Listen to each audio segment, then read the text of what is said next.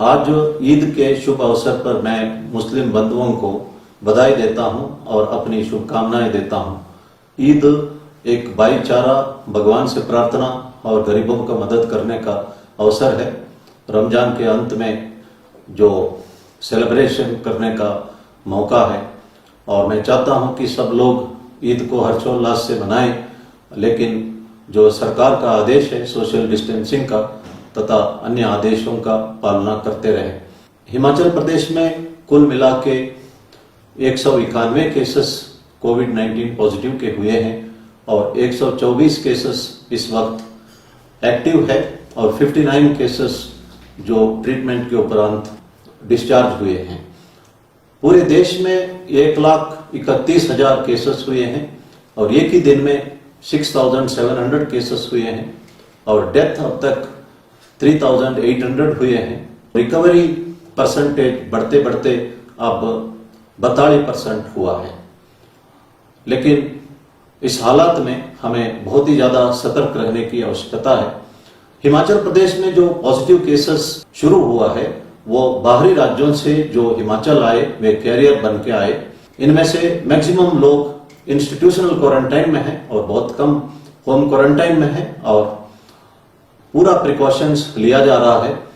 हम contact tracing करते करते जो इन्फेक्शन चेन को काटते जा रहे हैं। ये बैटल जीतने में हम कामयाब होंगे, लेकिन लोगों को सतर्क रहने की आवश्यकता है। कुछ एक होम क्वारंटाइन का वायलेशन अभी भी हमें देखने को मिल रहा है, इस पर हम कार्रवाई करते जा रहे हैं। आने वाले दिनों में और सुविधा भी, जैसे नाई का दुकान या बसों की सर्विस वगैरह हो सकता है और इस सुविधा को उपलब्ध करवाते वक्त भी सोशल डिस्टेंसिंग का मेंटेन करना अनिवार्य है, मास्क पहनना अनिवार्य है और हैंड वॉश करना भी अनिवार्य है। जितना हम ज्यादा प्रिकॉशन लेते हैं उतना ही हम प्रदेश में इस महामारी को रोकथाम करने में कामयाब रहते हैं। भारत सरकार के आदेश के मुताबिक शाम को 7 बजे से लेके सवेरे 7 बजे तक नॉन एसेंशियल मूवमेंट प्रोहिबिटेड है। फिर भी हम देखते हैं कि कुछ लोग इस वक्त भी मूवमेंट करते रहते हैं, ये सही नहीं है। Non essential movement totally band है। कुछ लोग बाहरी राज्यों से जो तहसीलदार आदि लोगों से परमिट लेके हिमाचल आते हैं। हमारे अंडरस्टैंडिंग के मुताबिक बाहरी राज्यों से आने वाले सिर्फ डिस्ट्रिक्ट मजिस्ट्रेट का पास लेके ही आना है और यहाँ जो क्वारंटाइन करने के बारे में जो डिसीजन है उसका उनको पालन करना होगा। सेरिबरस नाम का एक ट्रोजन वायरस इस्तेमाल किया जा रहा है कोविड-19 के लिंक्स भेज के। इस लिंक को कभी हमें खोलना नहीं चाहिए और कोविड-19 के बारे में ऑथराइज्ड वेब पोर्टल है उसी का इस्तेमाल करना चाहिए। और साइबर क्राइम इस वक्त बहुत ज्यादा बढ़ रहा है और इस हालात का फायदा उठा रहे हैं फ्रॉडस्टर्स, इसलिए हमें बहुत प्रिकॉशंस इस मामले में लेने की आवश्यकता है। हमने देखा है कि इस वक्त लाखों लोग एक दूसरे का मदद करने में आगे आए हैं, particularly Tibetan community, Sikh community, Radha Soami Satsang और सत्य साई सेवा दल आगे आए हैं। ये बहुत ही संतोषजनक है। यहाँ गुरुद्वारा में देखा गया कि पिछले 2 महीने से पैक्ड फूड लोगों को देते आ रहे हैं। ये कभी थकने वाले नहीं हैं। गुरु गोविंद सिंह जी ने कहा है कि ऐसे अवसर पर शत्रुओं को भी मदद करना चाहिए। एक इंस्टेंस का जिक्र मैं करना चाहता हूं। कन्या नाम का एक वाटर कैरियर जब सिख और मुगलों के बीच में बैटल हो रहा था, वो इंजूर्ड शत्रुओं को पानी पिला रहा था। उसको रस्सी से बांध के गुरु गोविंद सिंह के सामने लाते हैं सजा के लिए। वो व्यक्ति कहता है कि जो इंजूर्ड असहाय है, जो चल नहीं सकता है, कुछ भी डैमेज नहीं कर सकता है और उसको पानी की आवश्यकता है, मैं धर्म के आचरण करते हुए उसे पानी पिलाया। श्री गुरु गोविंद सिंह ने उनको बैंडेज और दवाई देते हैं और कहते हैं अगली बार तुम जब इंजूर्ड को पानी पिलाते वक्त उसका मेडिसिन डाल के इंजरी के लिए पट्टी भी बांधो। उन्होंने उस वक्त सही संदेश दिया कि ऐसे हालात में शत्रुओं को भी हम शत्रुत्व भूल के मदद करना चाहिए। गुरु नानक जी ने कहा है कि जो कमा के खाता है और कमाई को बांटता है वो नानक वो सही रास्ता जानता है। सिख कम्युनिटी में यह हमें देखने को मिलता है। इसलिए मैं कह सकता हूं कि I have highest respect for Sikh community. वे हमेशा एक साइंटिफिक टेम्पर दिखाते हुए हर फील्ड में एक्सेल किए हैं। भारतवर्ष के इकोनॉमी के लिए सिख कम्युनिटी का योगदान सब्सटैंशियल है। दुनिया भर में सिख कम्युनिटी के लोग जो है ऑनेस्टी, हार्डवर्क, इंटीग्रिटी और चैरिटी के लिए मशहूर है। इन लोगों ने भारतवर्ष का इमेज पूरे दुनिया में ऊंचा किया है। मैं हमेशा सिख कम्युनिटी के लिए धन्यवाद करना चाहता हूं। धर्म का सही असर हमें सिख कम्युनिटी में देखने को मिलता है। उन्होंने अपना रिलीजियस आइडेंटिटी मेंटेन किया है, लेकिन simultaneously they have excelled in all field. His holiness Dalai Lama ji कहते हैं, जो एंजाइटी, स्ट्रेस और फियर और वरी जो है हमारा माइंड की वजह से, अगर हम माइंड कंट्रोल कर सकते हैं इनमें से कुछ भी चीज नहीं होगी।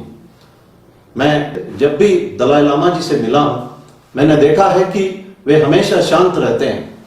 उनके चेहरे में एक चाइल्ड लाइक जो स्माइल मैंने देखा है, वो कभी भी स्ट्रेस में या एंग्शियस नहीं होते हैं।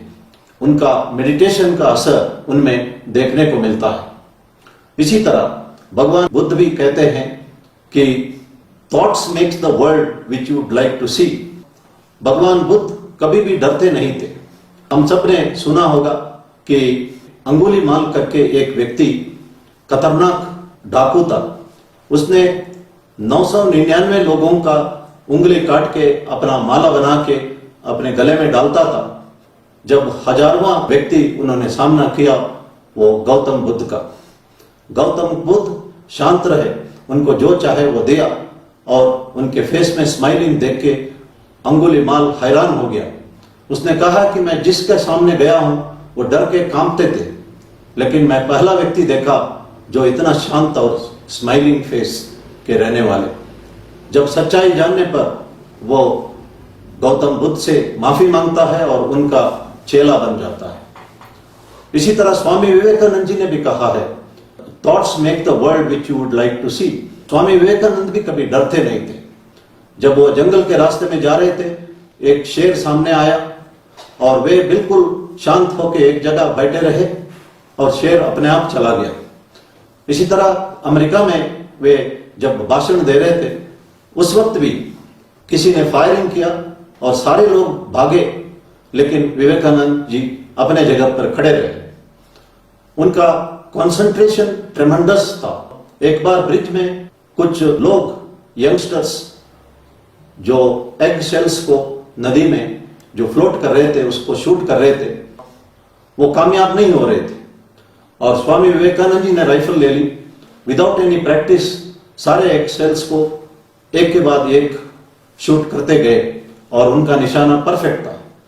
उस वक्त उन्होंने कहा था कि जब हम माइंड को कंसंट्रेट करके शूट करते हैं तो सब कुछ संभव है, निशाना छूट नहीं सकता।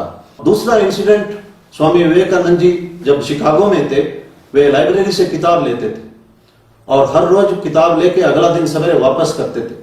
इस तरह सैकड़ों किताब लेने के उपरांत लाइब्रेरियन ने स्वामी विवेकानंद जी को कहा है कि अगर आपने पढ़ना नहीं है तो किताबें क्यों ले जा रहे हो। स्वामी विवेकानंद जी ने कहा, जो मैंने किताब ले गया था उनमें से एक किताब ले लो, किसी भी पेज ले लो और किसी भी पैराग्राफ देख लो और मेरे से पूछ ले लो। और उन्होंने पूरा पैराग्राफ एग्जैक्टली रिप्रोड्यूस किया। यह एक सच्ची घटना है। माइंड की कंसंट्रेशन से सब कुछ संभव है। स्वामी विवेकानंद जी के बारे में कहा जाता है कि इतना ज्यादा माइंड का कंट्रोल उन पे इसलिए था कि श्री रामकृष्ण परमहंस जी कहते हैं कि वे सप्तऋषि का एक अवतार थे। इस पर विश्वास करना नहीं करना ये सब आपका डिस्क्रिप्शन है, लेकिन एक घटना, सच्ची घटना विवेकानंद जी के जिंदगी में मैं बताना चाहता हूं।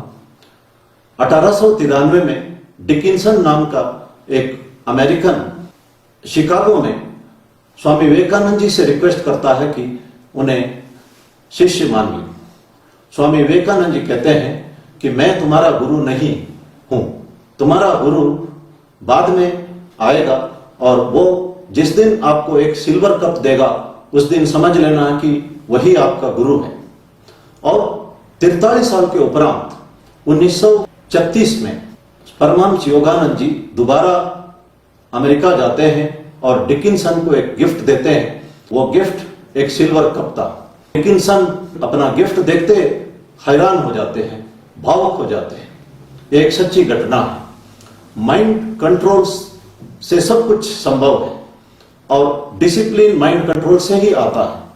और जो डिसिप्लिन व्यक्ति है वो सवेरे जल्दी उठता है, एक्सरसाइज, योगा, प्राणायाम आदि करते हैं, लिमिटेड फूड लेते हैं और जो भी सोशल डिस्टेंसिंग नॉर्म है वो पालन कर सकते हैं।